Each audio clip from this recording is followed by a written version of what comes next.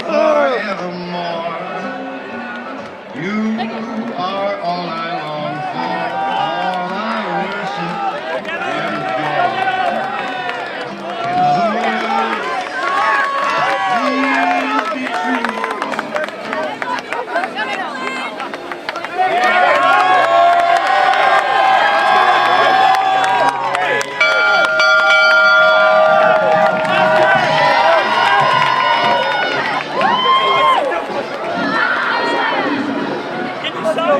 Thank you, Coach. Great game. You try right there. Maybe that might be better. Hey, Coach, 1-0 as always. Let's go. Oh, there's a Sharpie. There's a Sharpie. Thank you, Coach.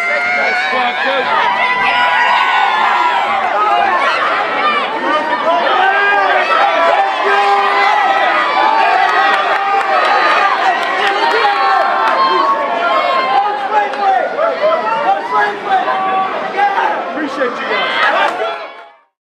It felt amazing to be back at home in front of 107. It's crazy, and they packed the stadium for a noon game, and I love to see it.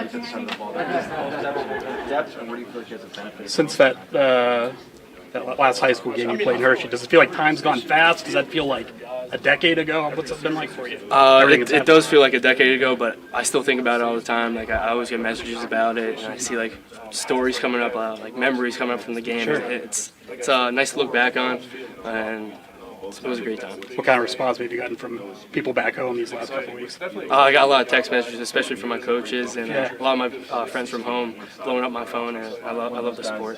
Thanks, Tom. Good luck. Thank you. Tom, after 2 weeks, what's the biggest strength of this defense? We all play together. We all hold each other accountable, and we worked well together pretty much. How about all the flea flickers today? You might have already been asked about that. Were you surprised by that? And kind of, how did you adjust to that? We weren't really surprised by that. We knew they were going to do a lot of trick plays and try to keep us disciplined and gap integrity, and they were just making sure we were on our P's and Q's. Tom, have you had any opportunities to tackle a couple times during camp, and I think once. I think it was full tackle, and I don't know if I made a tackle or not. I think it was like a game tackle pretty much. But he runs the ball hard. I like it. Yeah, what are the challenges? He hits the ball hard, hits the hole hard. That's that PA running back in him, and I love to see that coming out here at Penn State. Tom, after Duel, what happened last week? How do you see him respond in this game week? And then once he got his opportunity, how did he take advantage today? He took good advantage of that really well. He's a great player. I love playing with him.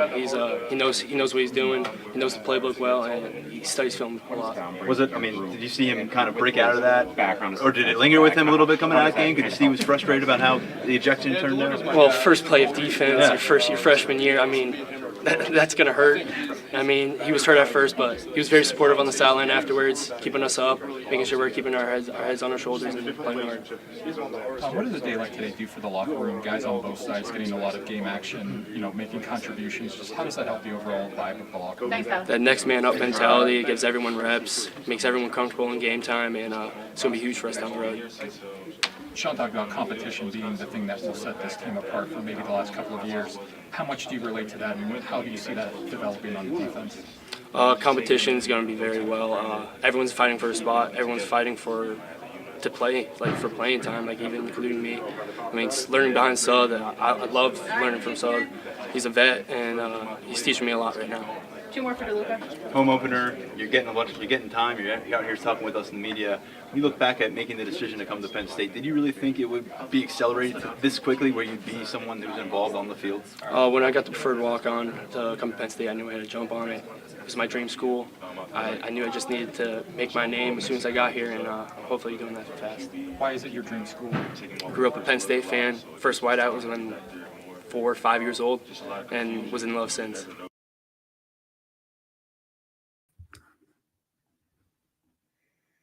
Welcome to Football Letter Live.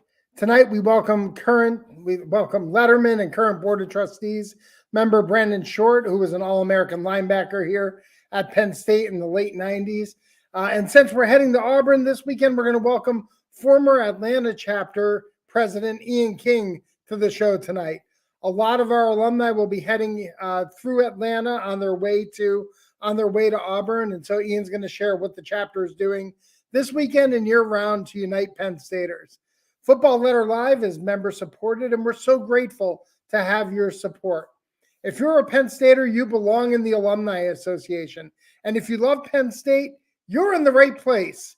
This is Football Letter Live.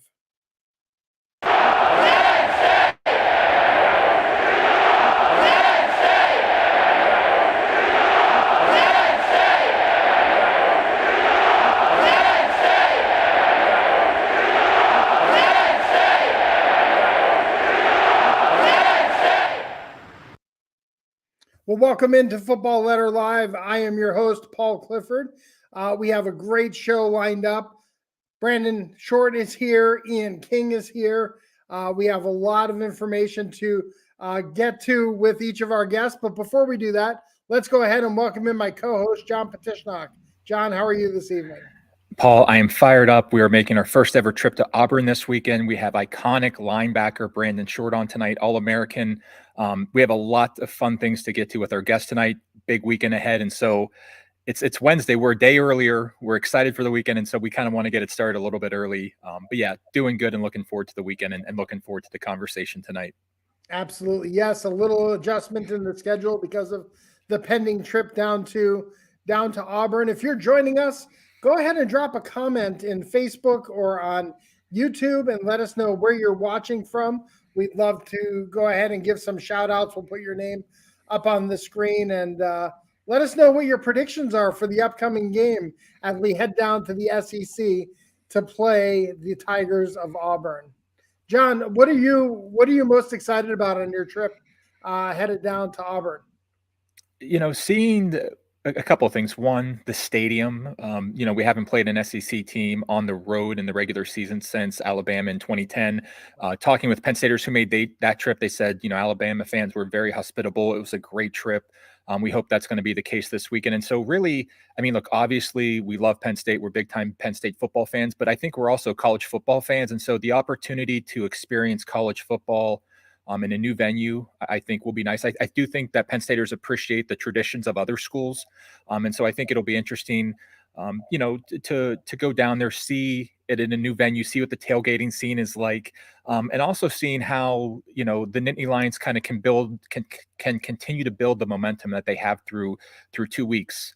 If you look at the way the schedule unfolds after this, you've got 2 straight home games that Penn State's probably going to be favored by double digits, and then you get a bye. And so it feels like this is one of those big games, even though we're still in the middle of September this weekend. And so, seeing how the Nittany Lions rise to that challenge, I think will be something we're all looking for.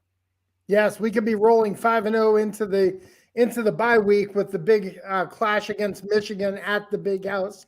That would certainly be an environment that we would both want to be in, and certainly will be the first. At least this is the first early test in our schedule, right? But that Michigan will be our first Big Ten test, and we'll see if we're ready to pass that and have a magical season here in Happy Valley. Yeah, and also the front seven of Penn State, that's been a focus a lot this week. We can, maybe ask Brandon about that. The first 2 teams that Penn State has played focusing mainly on the pass.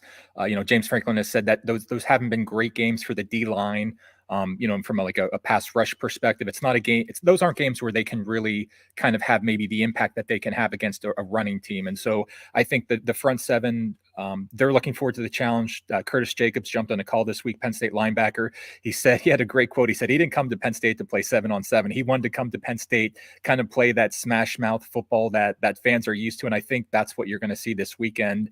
Probably not seeing, a whole lot of, three steps backs from the QB getting the ball quick. And so again, also for our defense, I think this will be a good challenge this weekend.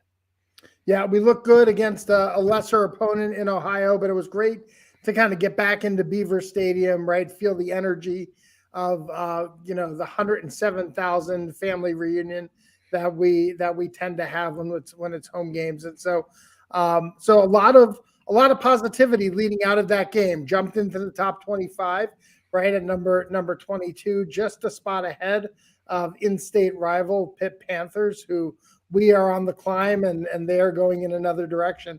But there's a lot of good vibes going into this game. Yeah, and I think that ranking's low, and I'm not just saying that, because we're here at Penn State. I've seen, rankings from other commentators or other outlets where I've seen Penn State as high as number 9 Right. in early rankings, and so I think that 22 is. I think this is much closer to this being a top 12, a top 15 team than, say, the bottom part of the top 25. Doesn't matter where you start; it only matters where you finish. And I love being underestimated, and so it's good to be the underdog, or at least perceived as having something to prove to the rest of the nation, which I think this team has kind of picked up that torch, and they're bearing it. So, hey, we got a great show lined up. Penn State legend Brandon Short is here. He continues to build on that legend as a member of the Board of Trustees. We have Ian King here. Ian is the former president of our Atlanta chapter. He's a 2011 graduate living in Marietta, Georgia, works as a financial professional. Let's go ahead and welcome Ian King into the show. Ian, how are you tonight? Doing fantastic, Paul. How are you guys doing? We're doing great. You told us earlier before the show you were working on getting a background working in it. I actually prefer this background of your beautiful family. So, how did you become a Penn State Nittany Lion? Yeah, that's a great question. I have a great story for it. So I was a non-traditional student going into college, and I didn't start Penn State till I was almost 21. And the reason why I ended up going to Penn State was out of convenience. And I actually ended up getting into a little bit of trouble the year after high school when I was just working a few odd jobs, got an underage, and I went to the judge and asked them, basically if I could, make it go away, essentially, because I knew it'd be damaging if I had an underage on my record, and because I wouldn't be able to teach. So they made a deal with me, and if I enrolled in college within the next year, I would be able to go. And finally, I got around to going. I got into Penn State Shenango back in my hometown of Sharon, Pennsylvania, and finally started, in the spring of 2006. And, I just knew, I was not going to be in Pennsylvania long term. And what better name to have on your degree other than Penn State? So that's really how I got into it. And I also, family connections, everything else. But, I'm just happy to be part of Nittany Nation here down in Atlanta. So, Ian, you are in Atlanta, where Penn Staters are headed this weekend. What is the excitement level right now in Atlanta with the Penn State family down there? Yeah, it is on a scale of 1 to 10. I think that the level of excitement is about an 11, and the level of nervousness is probably at about a 19, because any which direction you go here in Atlanta, you can run into an Auburn grad very easily. My next door neighbors, they're Auburn alum. 2 doors down from me, the other direction, they're Auburn alum. And, it's a little bit nerve wracking to know that, we're coming down into the SEC country, and it's a big matchup. So, just for bragging rights, living here in the South, in the middle of SEC country, and also ACC country. I have to put that plug in for my wife, who's a Georgia Tech alum. That's what it's about, is for bragging rights. And that's one of the greatest things about Sundays is being able to brag about Saturdays. That's exactly right. Bragging rights, getting to puff out your chest a little bit if there's a big win for your Nittany Lions and Auburn over the weekend. But before we even get to the weekend, your chapter has a number of things planned to welcome Penn Staters to Atlanta. I know a lot of folks are traveling into Atlanta. It's only 2 hours from the Auburn campus. Talk about a little bit about what the chapter has in store. Yeah, so the big thing is tailgate for Saturday. We're hosting a tailgate about a half mile from the stadium. It's going to be fantastic. We're expecting about 100 people there, and Friday we're supposed to be having the mix and mingle, and I'm looking forward to that as well. And so I'm just glad to welcome in some Penn Staters from all over the country that are coming down to travel down to Auburn. So, Ian, we were talking earlier this week, Penn State making its first ever trip to Auburn, to Jordan-Hare Stadium. You've been to the campus, you've seen the stadium. Can you give Penn Staters a little bit of sense of what they can expect this weekend? So, first and foremost, I'll say very nice people. If you thought the Alabama alum were very hospitable, the Auburn folks are going to even be more so. Meeting my wife in Alabama the year that Cam Newton led the Auburn Tigers to the national title, I can tell you firsthand that the Auburn alum are much, much more hospitable and much nicer than the Alabama alum, and a little bit less boastful about it as well. But really what to expect down there is a beautiful campus, a beautiful college town, very similar to State College, but not near as near and dear to our hearts as what State College is for the Penn State campus. Ian, after your Penn State experience, you moved to Atlanta and decided to get involved as a volunteer. What inspired you to give back to Penn State as a volunteer? So my initial move to Georgia was down to Savannah, sight unseen. My wife had her first job out of law school down there in Savannah. Time had come to make the move. We had done long distance for about 2 years at that point. And,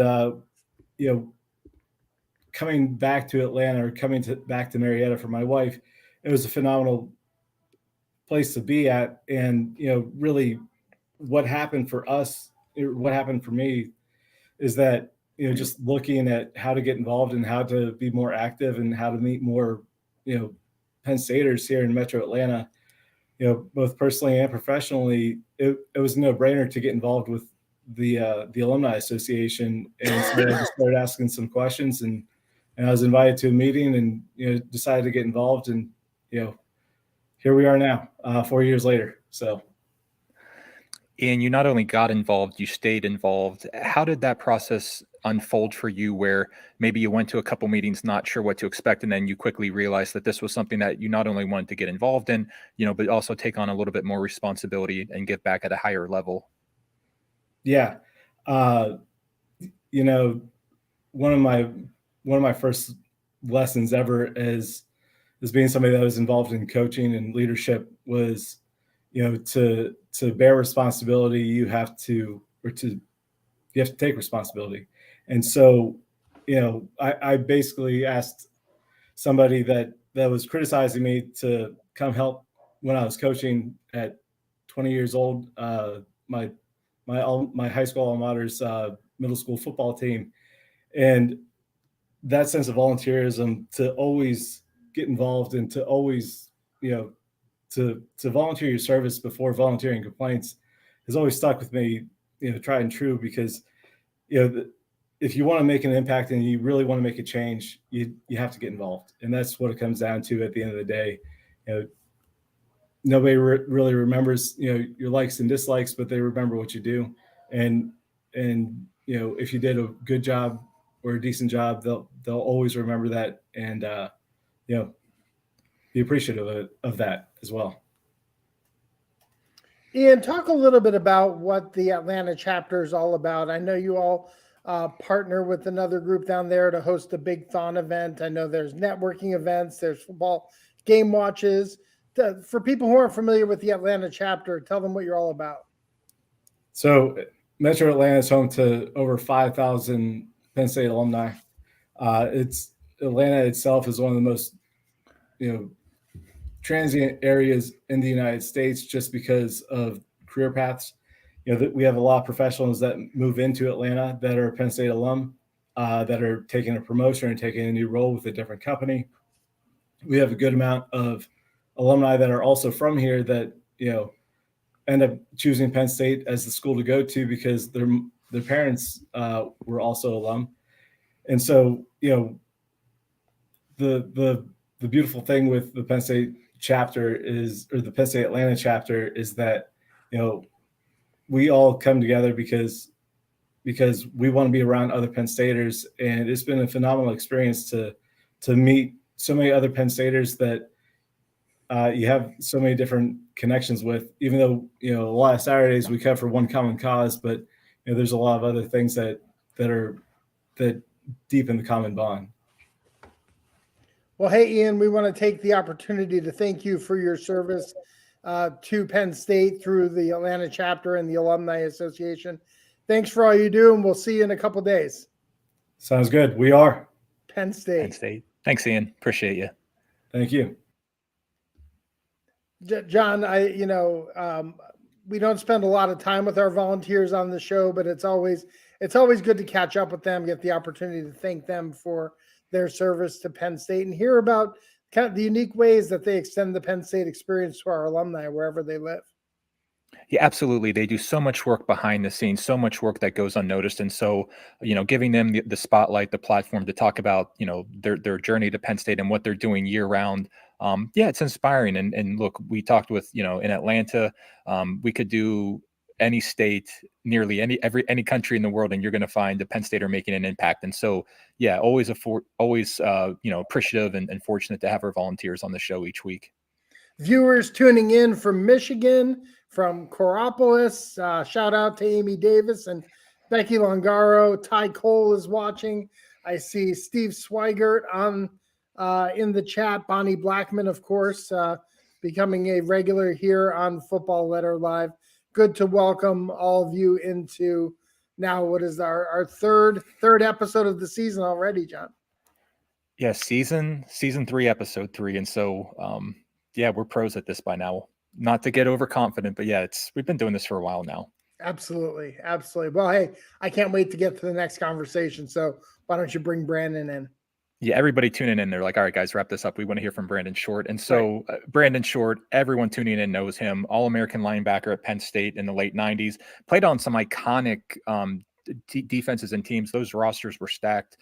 Played 7 seasons in the NFL, 5 with the New York Giants. They had a good game this weekend with a guy named Saquon Barkley. 2 seasons with the Carolina Panthers. As Paul mentioned, member of the Penn State Board of Trustees. One of the most well-liked Penn State alumni you will ever meet, synonymous with linebacker you, Brandon Short. Welcome to the program. We are absolutely thrilled to welcome you tonight, sir. How are you? Doing well. Thank you so much for having me. So, Brandon, with you, we could go in so many different places. You're so involved, but let's start at a place that you know well, Beaver Stadium. We saw you were there last weekend for the home opener against the Ohio Bobcats. Things went well for Penn State. What did it feel like to be back in Happy Valley for the home opener? Well, during the intro, I didn't realize that you had this, but it said, welcome to college football heaven. And to me, it felt like a little piece of heaven.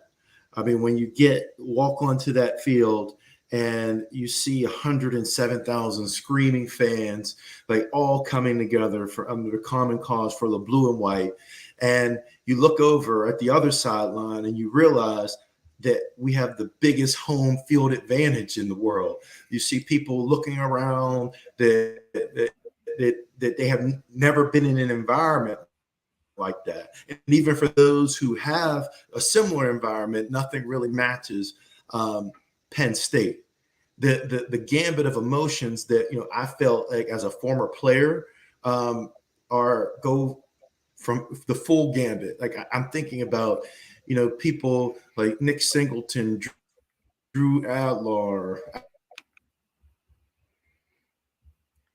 Abdul Carter, who are coming out. And I think about,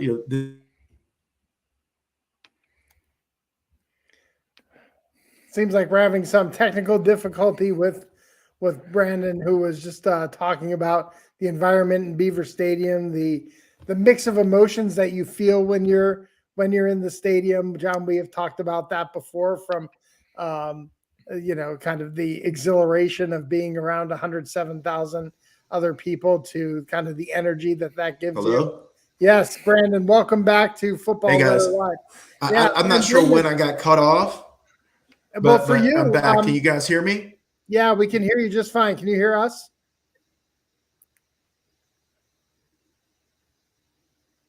Brandon, can you hear us? All right, some technical difficulties with Brandon Short. But John, he was talking about kind of just being back there. I know for Brandon, he also was able to bring his children to Beaver Stadium for the first time. And so hoping we can reconnect with him to ask him about about it being a family experience for him. Yeah, it's only 7:21. We got 39 more minutes. I'm confident Brandon will jump back into the studio. But that's the great thing about college football at Penn State. It's game day brings together generations of Penn Staters. You've got parents taking their children there. People who graduated generations ago together. They come back to Happy Valley, which is where a place Brandon Short knows very well. Brandon, can you hear us, sir? Brandon, are you there? Can you hear us?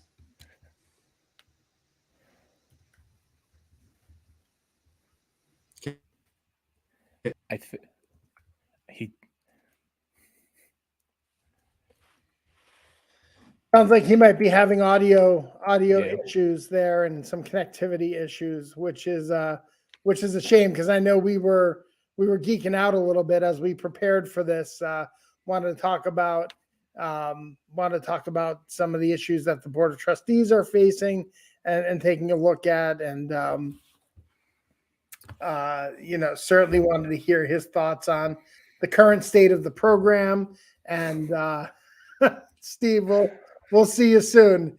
Lash renovations and kind of the ever-changing landscape of college football. So hopefully we can get Brandon back on and get back into it. Yeah, we'll get Brandon back. I'm confident he's going to jump out of the studio, jump back in. But again, kind of one of those situations where, so much is changing in college football. We talked about this last week with Adam Brenneman.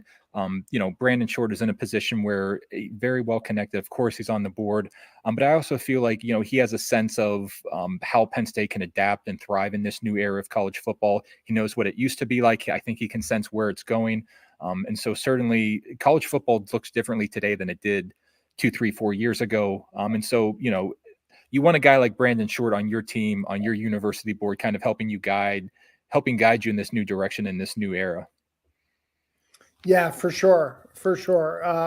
He just the level of authenticity that he brings. Everyone feels like a friend, right? I mean, he's so warm and so easy to talk to. So again, hoping we can get him back on the show. John, I asked you a little bit about this in the intro, but I'm looking forward to Toomer's Corner, and to just see kind of, it's one of the iconic places and in college towns across America. You hear about rolling the corner, and hopefully they don't roll it guys. this weekend. Hey, Brandon, are you back with us? Can you guys hear me? We can definitely hear you, yes. But you can't hear us. So some audio problems on Brandon Short's time. It's good just to be in his presence, right, John? Yeah, absolutely. Well, all right. So Brandon jumped out again. Yeah. Certainly, we wanted to touch on, Brandon has faced, tragedy recently in his family with the loss of his daughter Carly, and he has started a foundation in her honor. And so we hope to touch we hope to touch base with him on that. But why don't we transition and go to Vincent Longaro and bring him in? Make the call to the bullpen. And Vince, I know Vince is efforting to keep Brandon in the studio. But Vince, how are you tonight? I'm good. I'm just trying to work some magic behind the scenes to try to figure out his mic. We've never had that before, so I'm not sure why it's doing that. I don't think it's anything on his end. If I had to guess, it's probably something on StreamYard's back end. So yeah. Here, I'm just trying to send a message to him in the chat. He just jumped off again. I'm doing great, though. Obviously, it's a tough call for me to come out of the bullpen for a Penn State legend like Brandon Short. People definitely don't want to hear from me, or they want to hear from him. So I'll do my best to fill audio time as best I can. Well, hey, Vince, we know your family is big supporters of Penn State volleyball. They are off to a hot start here in the early goings of the season, number 11 in the country. Talk a little bit about the program and some of the success that they had on the West Coast. Yeah, they are having a great start to the season in life under Katie Schumacher-Cawley. I think from just the outside perspective, they have definitely exceeded expectations in kind of what people thought, what the expectations were for them this season. A great weekend this past weekend, kind of their first big real tests against Stanford and Oregon, two perennial very good programs in the Pac-12. Stanford, as we know, is always good in women's volleyball, and they exceeded those. They passed those tests, and they were able to knock off Stanford in 5 sets Friday night this past week. And then Saturday evening, after obviously the football game wrapped up, they took down Oregon in 5 sets again, another thriller. So they're back home this weekend in Rec Hall. So hopefully they can keep the good vibes rolling there. Yeah, I apologize to volleyball fans out there. I know they were playing West Coast teams, but they actually played them in Minnesota as part of the Big Ten Pac-12 challenge. And so I apologize for kind of misstating that. Looks like Brandon is efforting. Brandon, can you hear us? Still not able to hear us. Frozen in time. All right. John, All right. you were also on a call. Brandon, are you there?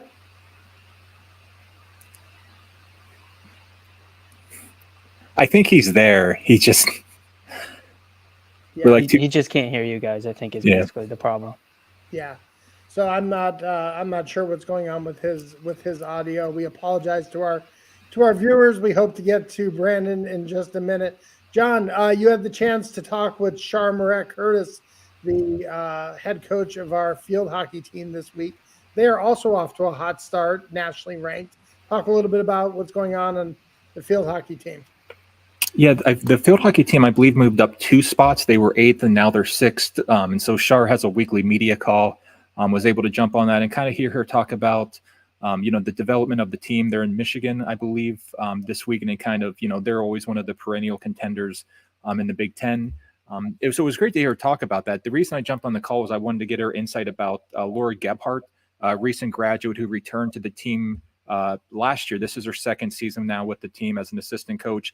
Lisa Bervinchak-Love, a longtime assistant coach on the field hockey team. Both Lisa and Laura played for Shar here at Penn State. And so I wanted to get a little bit of the alumni connection there. What is it about student athletes there that draw them back to the field hockey program? And so, she talked about, Laura's a recent graduate, can connect with the student athletes perhaps in a different way. And so, but they talked about, how it's a big family at field hockey. Field hockey program has their alumni weekend coming up in a little bit, and they've got people coming back. And so, certainly the field hockey renovations, they're coming along. But yeah, top 16, they deserve a lot of attention, deserve a lot of praise. And so obviously lucky to have Shar Moret-Curtis with Penn State for as long as we've had her. Absolutely. And I hear alumni games, and I just think of pulled hamstrings and a lot of injuries for alumni kind of coming out of retirement who haven't played in a while.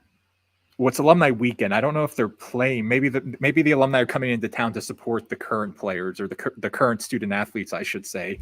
But I think they'll be okay. I think they'll find a way to make it work. Absolutely. I've had the chance to have breakfast with Laura a couple times since she has returned back here to Happy Valley. And if I know you felt this kind of the energy that she just exudes and positivity that she has for not only for Penn State but for field hockey and for this program. It's a wonderful addition to the coaching staff.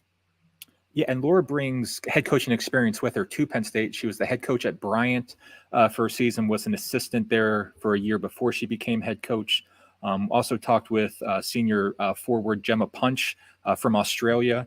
She talked about, coming to Penn State, and there were issues, during COVID with traveling. And so, Gemma also talked about kind of like the family feeling there when you've got, everyone on the coaching staff played at Penn State. They know the program well. And so that to say that program has a bright future is obvious, but it's, you talk about kind of, the generations of Penn Staters, and certainly with the field hockey team, when you've got All-Americans returning to the program because this is where they want to spend their coaching career after their playing career here.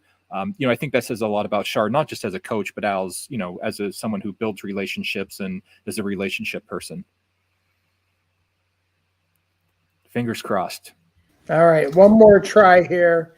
Brandon Short, can you hear us? He cannot hear us. This is I was so confident. All right, so we will have to have Brandon back on the show at some point in the future. Our apologies to him for the technical difficulties that we're having, but I don't know. Just give him a thumbs up. I don't know what to do. Brandon, where are you? Yeah, Vince, if you could just text Brandon our apologies. Yeah. And then come back on live because we got questions to ask you about the blog and about what's going on in the archives, maybe a look back. I know it's our first trip to Auburn, but certainly not our first game against Auburn. Yeah, even before last season, had played them twice in the bowls, had split those games, took the 2-1 series lead last year. It was the 96 Capital Outback Bowl. That bowl has changed their name so many times. I think it's actually the same game. It was the 96 game. The field was a mess, very similar to the 2011. Again, I think the Capital One Outback Bowl. And so not the first time. So we've got the archive story from 1996. We found a condensed version of the game on YouTube that we're going to throw out on Friday as part of our game preview on the blog coming Friday. We also might have something this week, hopefully, on Dan Connor, all-time leading tackler at Penn State, talking about iconic linebackers with Brandon Short. Dan Connor back with the team this season as a defensive analyst. Got Curtis Jacobs' thoughts with Dan. And as a defensive analyst, I wasn't even sure how much direct contact are the players having with him. Is it just, facilitating with the coaches? So I asked Curtis, what does it mean to have Dan Connor back with the program, not even knowing how much had been going on there? And Curtis's reaction was, that guy's a Hall of Famer. I'm going to ask him as many questions as I can. And then he continued joking. He said, you ought to ask Jack Ham how many questions I ask him when he's on campus. And so you talk about the current generation recognizing and understanding the generations that came before them. Like, I just want to have a chair and sit off to the side when Curtis Jacobs and Jack Ham are talking, or have him talking with Dan Connor. And so we're hoping to have a story like that on the blog, just a little bit more insight and a little more depth. If not this week, certainly next week. And then we'll have the game preview on Friday to get everybody prepared. And then, of course, the game day email coming Saturday. We'll have the game preview. We've got Steve Manuel's amazing photos. I saw his game photos from last week against Ohio. The jaw just dropped open. And I've seen Steve's photos every week, and they're just so great. And so we've got photos, we've got videos. We're going to have where you can find with your alumni chapters this weekend. Always promoting the alumni network. Wherever you are, chances are there's a Penn State chapter near you, and they're always looking to add you to their watch party. And so that will be coming your way both on the blog and then Saturday with the game day email. And then the post-game email on Monday. There you go. Recapping the win over the Auburn Tigers. Finishing up strong. I was trying to take a look. I didn't know if Brandon had actually played against Auburn. If he did, it was his freshman year with that 96 team. Yeah, I had the same thought earlier today. I think he missed it I think that 96, the very first time we played them, I think that was the year before Brandon got to the program, a year or two before. I think he might have missed that, but certainly has experience playing against SEC teams in bowl games. Yes. Yes. The history with Auburn, it was the 96 Outback Bowl, 43-14 victory for the Nittany Lions. 2003, we then played them in Orlando at the Capital One Bowl, where it was a 13-9 loss for our Nittany Lions. And then obviously last year, the 28-20 victory over Auburn in Beaver Stadium. And so hopefully we can duplicate what we did here in Beaver Stadium down there in Jordan-Hare on Saturday. Yes, and just to let everyone know tuning in, let everyone know everywhere, Penn State has played in hostile road environments before. This is not something that is going to be strange for them.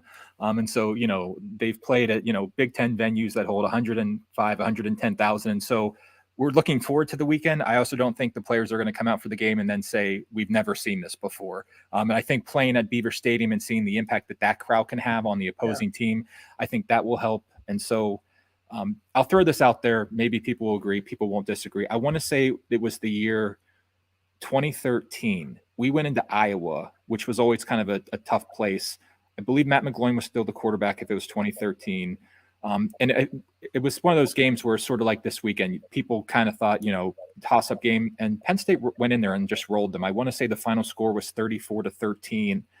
And I kind of feels like that's going to happen this weekend. I mean, objectively, I feel like Auburn's just kind of in a weird place this year. They've got things going on that I feel like could be a distraction, things going on outside of their control. They've got, I don't know if turmoil is the right word, but they've got stuff going on with the coaching staff, the fan base. I feel like we're catching them at maybe not their best. And so, I feel like this could be one of those games where Penn State wins by 2 touchdowns and it's a surprise. But I don't know. I feel like if these teams met on a neutral field, Penn State would be a 7 to 8 point favorite. And so, obviously this is a test, but I think it's one that Penn State is very well positioned for. Yeah, John, you're referencing the 2012 game at Iowa, the 38-14 victory for the Nittany Lions that day. Yeah, we've been in hostile environments. I think of just last year, right? Starting on the road at Wisconsin, which isn't an easy place to go and play. Obviously, we remember a variety of trips to Iowa and the hostile environment that could be. And then certainly when you go to the Horseshoe, there's obviously a lot of noise, a lot of energy in there. So I don't think we're going to be thrown by the environment one bit. Maybe the heat, maybe playing in 85-degree temperatures at kickoff might be something that will affect us. But I'm high on this team. I think we go in there, we score early, and we roll to a 2-touchdown victory. Yeah, again, they're not. And look, you can make the argument that the crowd actually works in Penn State's favor. It gets them a little more amped up for the game. I remember there have been times when Brandon did play against Auburn in the Outback Bowl. See, we got to fix that. And so, here we go. Can you hear us, Brandon? All right, strike 3. Headphones or anything. Yeah, I don't know what's going on. Can you hear me? No. Yeah, we can hear you there, Brandon. Oh, we can hear you. You can't hear us. Are you here? Brandon, just talk we about. We can hear you. Yes, we can hear you. Or am I on? Yes. Yes. Can you hear us? Oh, great. Let's just type in the questions and then Brandon can answer. The kingdom for an IT person in the day of video conferencing. My goodness.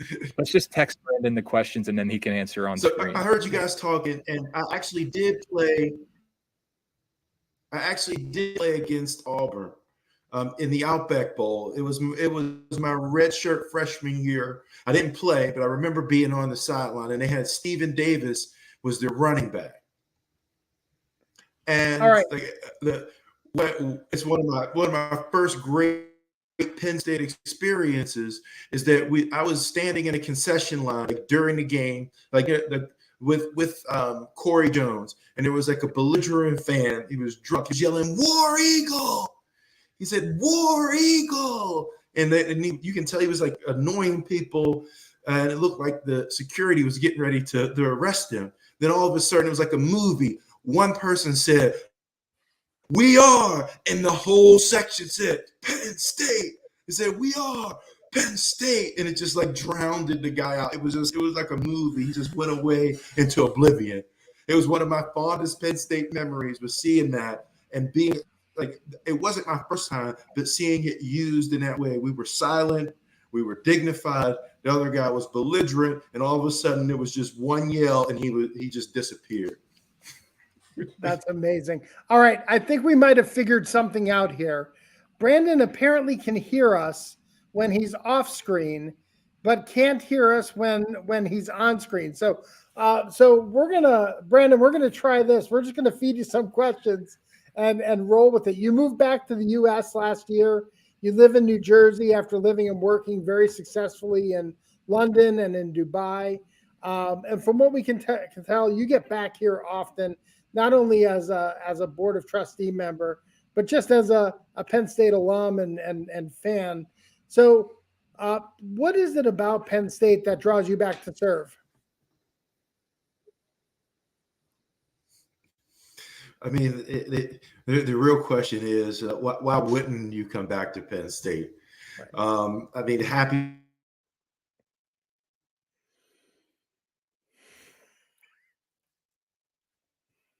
atmosphere. It's a family environment.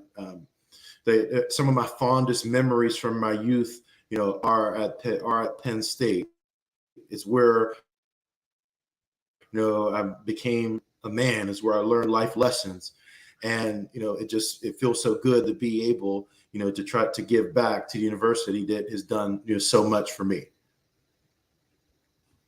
I don't know if you heard any of that as well. We did. You can hear me? Yes. Okay. Yeah. I guess we figured it out. So it's like you can hear us? A walkie-talkie. I can hear you now. Fantastic. Go ahead, John. So when we saw you at the game last Saturday, we saw that you were high-fiving our new AD, Pat Kraft. We've got a couple new university leaders here. President Neely Bendapudi, who, by the way, her first name means blue, which kind of tells you she was always destined to be a Penn Stater. Interested to get your early impressions of both of them. Let's start with Pat Kraft. What do you think he brings to Penn State? Former linebacker in the Big Ten, just like yourself. What does he bring to Penn State that you think can help move this university forward?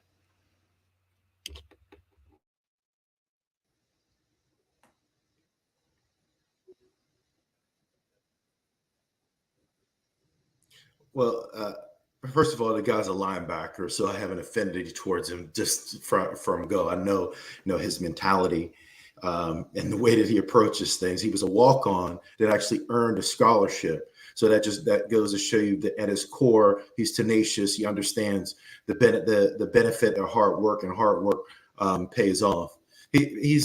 Frankly, he's a breath of fresh air. He brings energy and excitement to the whole athletic department. I know that Pat, every day when he wakes up, he's thinking about how to make Penn State better. And when he goes to sleep, he's thinking about how to make Penn State better. We, as Penn Staters, we are a victim of our own success, because a lot of ways we think about things and say, "Oh, we've done it now." He told me either you get better or you get worse. You don't stay the same. So you always got to think about about ways to improve, and I know that Pat is doing that.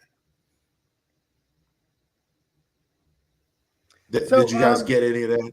No, we got all of it. We got all of it, Brandon. Sorry about that. So, one of the things that we were talking about off air is kind of the unique way that Penn State treats our lettermen, right? You get the sideline pass.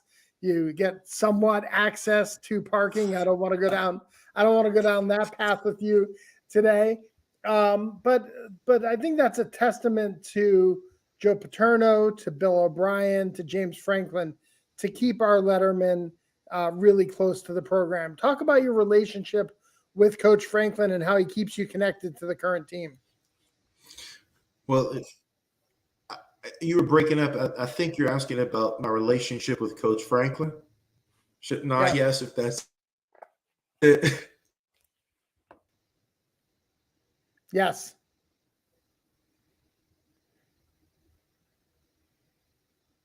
Hello. Yes. Got it. So you asked about my relationship with Coach Franklin or the current team. Yes. Yes.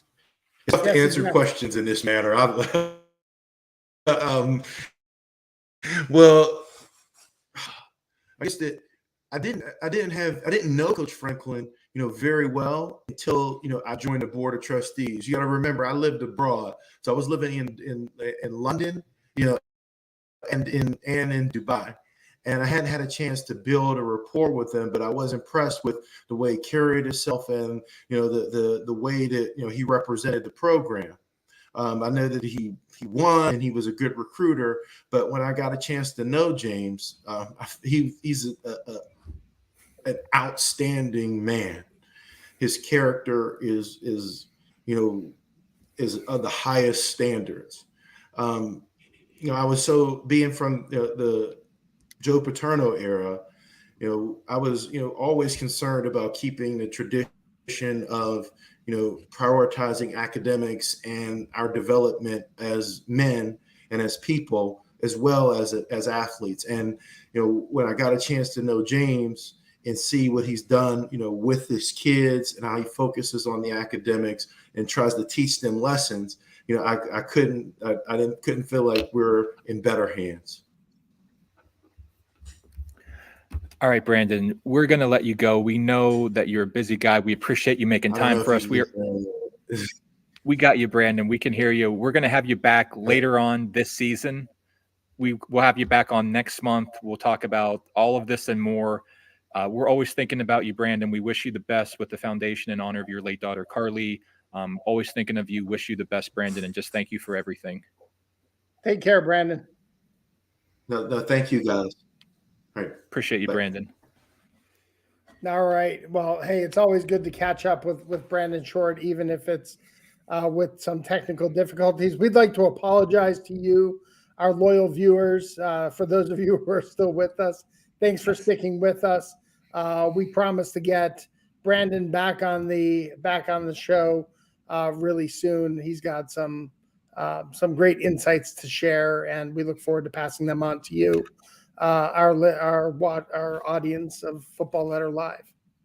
And I take responsibility. I upset the cosmic universe at the beginning of the show when I said we've been doing this for a while. We feel good about it. You got to stay hungry and humble. So yeah, it's the cosmic universe is crashing down on me tonight. And so everyone else got caught in the way, but we will absolutely get Brandon back next month. We know that everyone wants to hear from him. And so again, thank Brandon and thank everyone for your patience and for still sticking with us here tonight. Thanks everyone for tuning in. Check out the Saturday edition of the Football Letter and then the Monday edition of the Football Letter that will include the game recap. Follow us on all of our social media, Football Letter blog.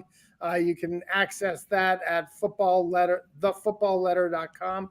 Again, the Football Letter blog at thefootballletter.com. Follow us on Twitter at PSUFBLetter. Thank you all for joining us and for all you do for the university, for the glory, and for the future. We are Penn State.